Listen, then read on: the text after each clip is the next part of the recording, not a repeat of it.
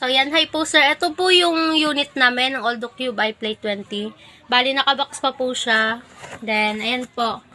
May cover pa po siya para iwas gisgas. Then, ito po yung unit namin ng Aldo Cube iPlay 20. Yan. Ito po yung power button. Ito po yung higher volume tsaka yung lower volume.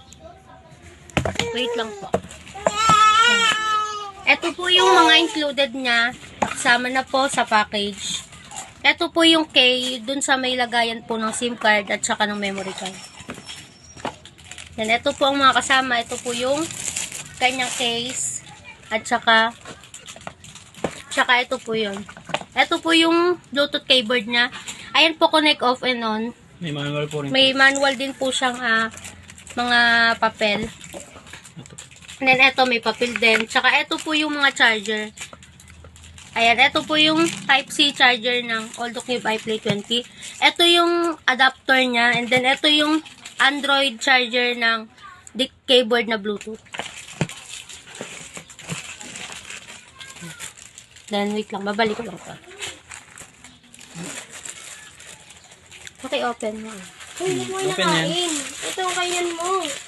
Ito. Bali, ipa-LBC na lang natin yung lima mamaya sa ano. Ha? Ito na, ipano na lang natin to sa ano.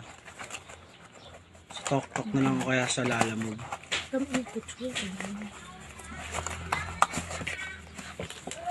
Then, ito na po yung kanyang unit.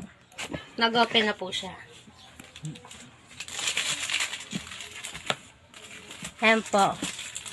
Then, ito po yung kanyang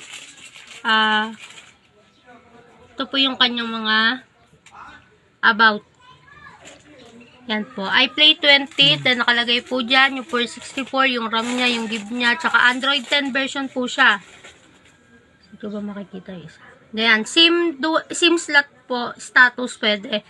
And then, ito po yung mga ano niya. Mabilis din siya sa Wi-Fi, sa data. Kahit anong games po, pwede siya. Walang lag. And then, pwede po siya sa mga hard game kasi mataas naman po yung kanyang specs. Ayan. Volume, sobrang lakas. Ayan po. Lahat, nagana. Charger pin, okay. Bali, kung kukuha po kayo ngayon, ito po yung makakarating sa inyo. Pwede nyo po siyang tanggalin. Ito, yung kanyang cover. Kasi, may cover pa naman po siya sa loob. May screen protector pa siya. So, ayun na po, sir. Ito po. Babalik ko na lang po ulit sa dati. In case of, kunin nyo po. Ito po yun. No damage, sir. Thank you.